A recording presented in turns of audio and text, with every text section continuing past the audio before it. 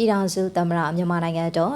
သမ္မတရုံးသည့်အမိန့်အမှတ်41မြင်းဆောင်2026အောက်1388ခုနှစ်ကစုံလဆန်း2ရက်2026ခုနှစ်ဧပြီလ18ရက်နေ့ရက်စွဲနဲ့ထုတ်ပြန်ပါတယ်။အဲ့ဒီအမိန့်အပြည့်စုံမှာပြည်ထောင်လွန်ငင်းခွေအမိန့်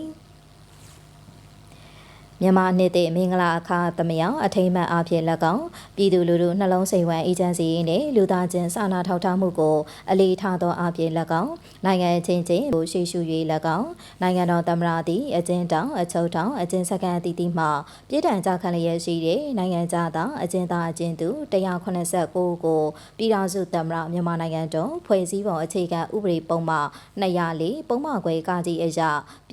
ရင်တို့ကြားခံရန်ကြံရှိတဲ့ပြည်ထံများကိုလွန်ငင်းခွင့်ပြု၍ပြည်နှင်ဒဏ်ပေးလိုက်သည်ပုံမအောင်လိုက်နိုင်ငံတော်သမ္မတပြည်ထောင်စုသမ္မတမြန်မာနိုင်ငံတော်ဟူ၍ဖော်ပြပါရှိပါရရှင်